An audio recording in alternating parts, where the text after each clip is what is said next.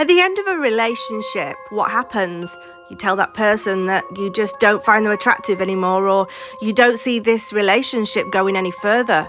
But what happens if that person takes it badly? What happens if they don't want it to end? What happens if they end up stalking you? Now, Valerie Reyes was a Latino rose in full bloom, but her life was stupidly and callously cut so short. Her dark eyes spoke of an old soul, and her raven hair framed a beautiful face. She was a natural beauty, but what fused her attractiveness was the fact that she was so completely unaware of how gorgeous she really was. Those who met her would testify to a shy, artistic and friendly young woman from a close-knit family. She grew up in a middle-class suburb in the town of New Rochelle. This was situated in southern part of the state of New York, and her parents Norma and Sal Reyes raised her and her three brothers with good family values. The clan would gather together on Sundays and would go to the park, try to relax, stay at home and play board games. But Valerie seemed to have the closest relationship with her oldest brother. She had aspirations of one day becoming a tattooist. As the sleeve tattoo on her arm would show, she was a huge fan of his art and how he would often practice on her. She loved to draw, sing, read and enjoyed long nature walks. As it was often the case with a sensitive soul, she started to suffer from anxiety and some depression since her teenage years, but with her close network of friends and family, her mental illness seemed to be well under control. And by the time she was 24 years of age, she had her own apartment about 15 miles away from her parents' home, and she was working full-time at Barnes & Noble bookstore in the community as a clerk. She enjoyed her work, but the creative nature yearned for an occupation which would give her more creative freedom. And sadly, the young woman had so many dreams and aspirations, and a life filled with endless, wonderful opportunities would never be able to fulfill any of her dreams. It's unfortunate that Valerie decided not to share with her confidence why she felt this way, but what can we gather? Valerie had been feeling unsettled since 2018. She had mentioned to her mother and her best friend of 10 years, Jeffrey Anderson, that she thought she might be being stalked. When they pushed her for more information, she would shut down and try and change the subject. But on January the 28th, 2019, Valerie and her mother had a conversation during which a frantic Valerie told her mother that she felt like someone was watching her. She told her mother that she was really, really scared and that she was afraid that she was going to be murdered. Her mother tried to calm her down, but also pressed her for more information. On January the 24th, 2019, Valerie and her most recent boyfriend had broken up, which meant she would be alone in her apartment now. Her mother asking her if the boyfriend, or whether he was threatening to harm her or something, or making her fear for her life. But Valerie said he had nothing to do with the feeling that she had of impending doom that had wrapped its dark cloak around her spirit. Now, true to nature, Valerie shut the conversation down, and the two said their goodbyes.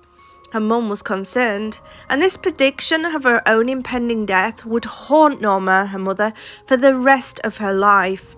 Her last contact with anyone from this point on was at 22:45 hours when she texted a friend that she was wiped out and wanted to go to bed.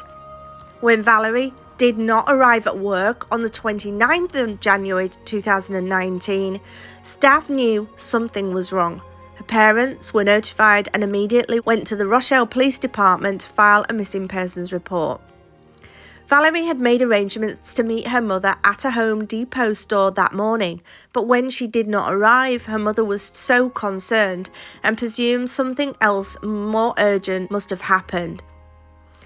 Then, when Valerie did not answer her calls, Norma became a little more concerned. Valerie was a homebody and never went to pubs or clubs. Police officers realised that this young woman's disappearance was not of her own choosing, and the investigation began in full force. Norma relayed the intense conversation that she'd had with her daughter the previous evening, explaining that Valerie felt unsafe, and on the evening of their last conversation, she was terrified. In her case, her disappearance was not out of her own free will. On the surface, nothing in her apartment seemed out of order, apart from her iPad and iPhone. All the bedding, some of her clothes and her wallet were missing, and in the bathroom there were 2 drops of blood on the tiles and 1 on the toilet bowl. But this could have come from her cutting herself, or maybe her period. But her ex-boyfriend was quickly ruled out, and for days an intensive search was conducted to find the missing young woman. The community of New Rochelle was not very big, and her smiling face on flyers and posters was everywhere to be seen. She was last observed wearing black jeans, a black shirt and a green jacket. On the 5th of February 2019, highway workers were doing repairs on structures after a storm, and they came upon a red suitcase on the side of the road just past the border of Connecticut. Curiosity overtook the men, but the moment they unzipped the suitcase, the stench of human decomposition hit them so hard that they vomited. They called the police to report this gruesome find, but not before one of them took a photo and shared it online. Oh my gosh. Now, thankfully, this total disregard for decent humanity was not overlooked by his employer, and his service was immediately terminated. As you might have guessed by now, the body that emitted this putrid smell belonged to Valerie Reyes. She wore black jeans, an unbuttoned black shirt and no shoes.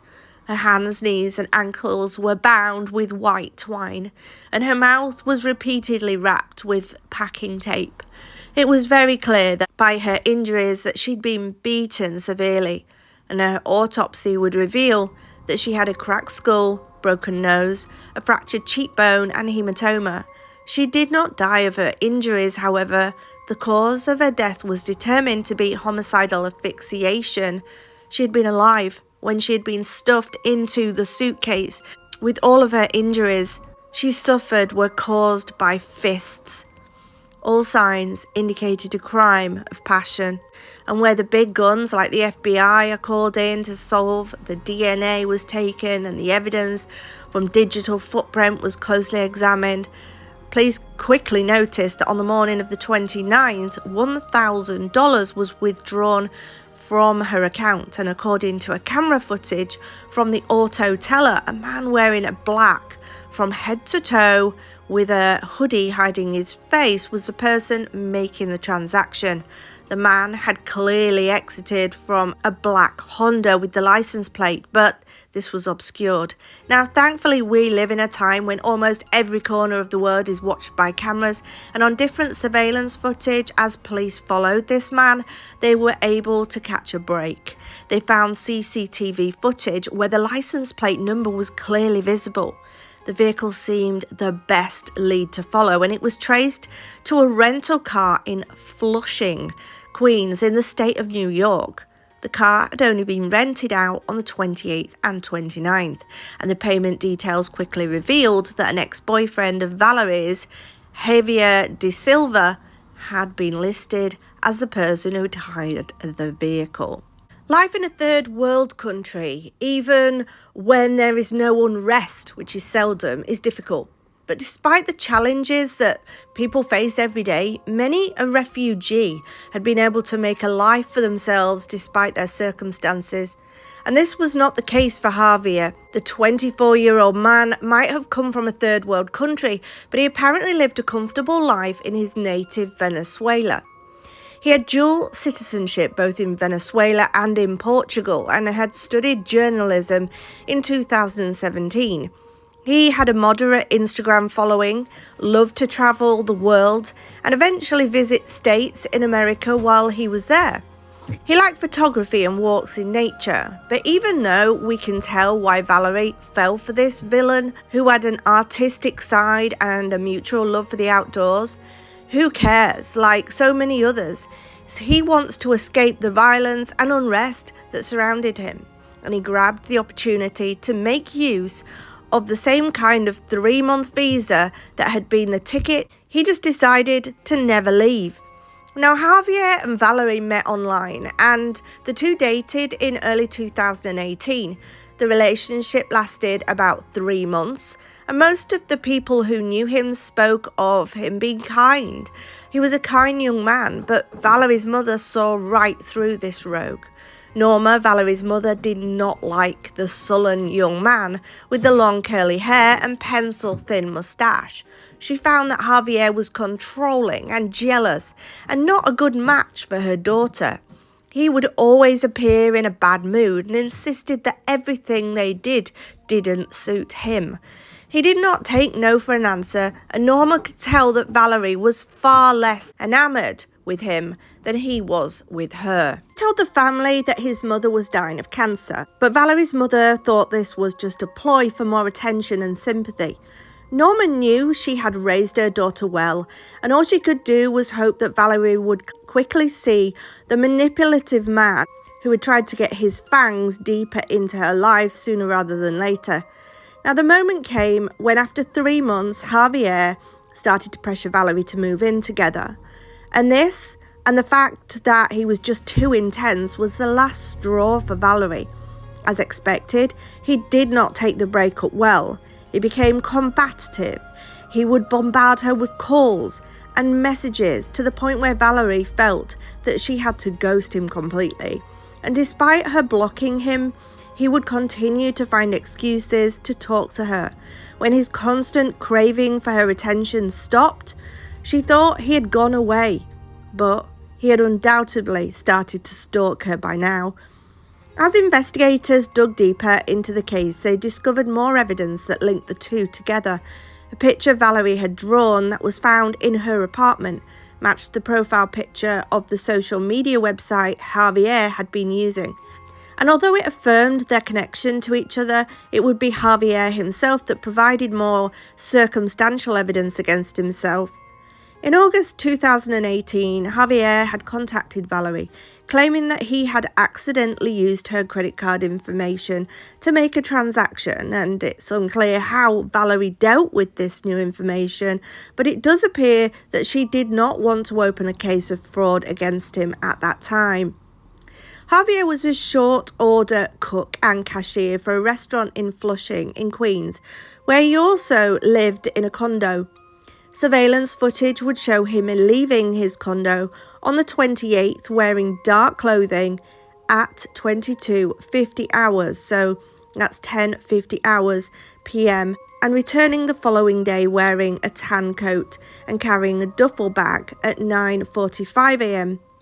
He stayed in his apartment for a short period of time, then left again. Records at the rental agency where the Honda was hired showed that Javier returned, rented out the exact same vehicle, cleaned it thoroughly, and then returned it again. His cell phone digital records would show that he was at both New Rochelle and the place where Valerie's body was found on the day of her murder, and where the body was presumably being left on the side of the road in that suitcase. And by the 11th of February, police felt that they had enough evidence to arrest the young man for fraud, and he was taken into custody. A strong case was forming against Javier, and after interrogating him, a search warrant was issued for his apartment. The DNA evidence was still being processed, but police were certain it would just be the cherry on the criminal case against him. The condo revealed a treasure trove of further evidence. Apart from Valerie's pillow, her wallet, her driver's license, her bank card, they were all found amongst his belongings.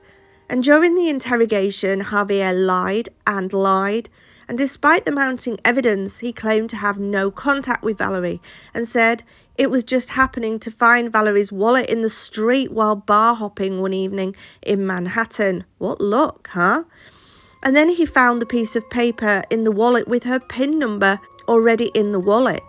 Then he claimed he was just too drunk to remember what he did. Once all the evidence was put in front of him, he changed his story again. He claimed that late on the 28th of January, he had visited Valerie and the two had had consensual sex. And while in the throes of passion, he claimed that Valerie had fallen on her head and he thought that she would scream and that would get him into trouble. He claims that when she had the accident, he panicked. He wrapped the layers of tape around her head so that she would not scream and professed that the reason he tied her up so that she could fit in the suitcase. And the red suitcase just happened to be the very same suitcase that he had used during their trip together. Now his claim that he was not stalking her and that he brought to question that he sent a text to a woman he had been chatting with to say, "I caught my girlfriend effing another guy in my bed in New Rochelle," a mere 2 days before the murder. It would also reveal that he was about 200 meters away from her apartment at that time. It's unclear if he was invited in or if he had forced his way in, but here is what we do know. His DNA was not only all over the suitcase, but also on her breasts, her genitals, and under her fingernails. An argument, regardless of how he had entered, must have broken out, and Valerie would be no match for him with her small frame. After he had beaten her, tied her up, and placed her into the suitcase, he placed the luggage and its grim contents in his Honda that he had rented. He then sat for an hour in his car, going through his phone, looking at photos and text messages that she'd been writing and receiving, and of course, her bank details. He had not only opened the suitcase to use her thumbprint to open her phone, but he also went back to his victim, who was at this stage still alive and absolutely terrified, to use her thumbprint again and again to access her bank account. In total, he would drain Valerie's savings of an estimated $5,300. And at 6:30 a.m, he switched on his own phone and claimed that he threw her phone off a bridge. He kept her pillow and then placed an ad online to a marketplace for her iPad and would end up trading it for an Apple laptop and monitor. Showing no remorse, he would post photos online of himself smiling as he showed his bounty. During his trial, he constantly cried and tried to apologize, saying, "I'm a bad person. I don't know what to do." He claimed that he tried to get caught, and that is why the evidence is so overwhelming. The judge had no sympathy, agreeing that he was just an evil person, and he was sentenced to 30 years in prison for the charge of kidnapping, resulting in death, and after which he will be deported. Family and friends packed Gabriel's church in New Rochelle to mourn the loss of Valerie Reyes, the 24-year-old whose life ended under heinous and still murky circumstances. The parking lot overflowed with cars outside the church, and there were some people who wore shirts portraying Valerie's picture and had a message saying "beautiful soul." The family said, "We're devastated, but we're happy that the person was caught and she gets to go in peace now. It kind of brings us a little more peace too, and just to let her go," they said. Valerie Reyes is survived by her mother, her father, and 3 brothers. Her mother, Norma Sanchez, said that her daughter had a creative streak and yearned to be a tattoo artist just like her brother. May she rest in peace.